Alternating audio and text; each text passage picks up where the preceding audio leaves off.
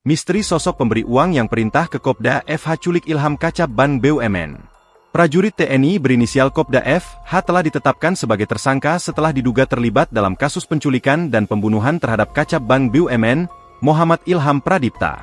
Dalam hal ini, Kopda FH berperan sebagai perantara pencari orang untuk menculik korban. Saat ini, sosok yang memerintah ke Kopda FH pun masih didalami. Ditunggu ya, sedang terus didalami oleh Pomdam Jaya, kata Kapuspen TNI Brigjen Mar.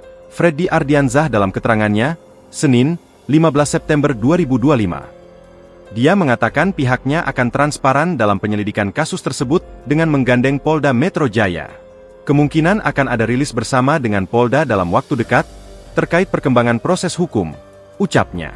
Hal ini juga untuk memastikan siapa sosok pemberi uang imbalan kepada Kopda FH karena dari hasil penyelidikan, motif tersangka yakni karena ekonomi.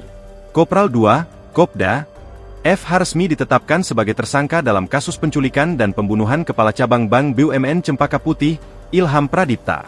Saat kejadian berlangsung, FH diketahui berstatus tidak hadir tanpa izin dinas, THTI, dan tengah dicari oleh satuannya.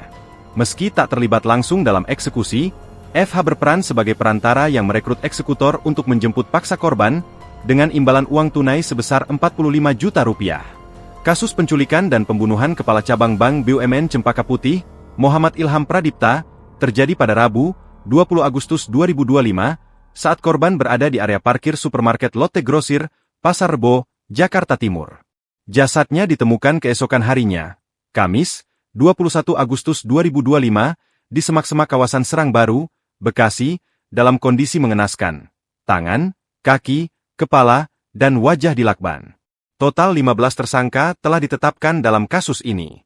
Download Tribun X sekarang, menghadirkan lokal menjadi Indonesia.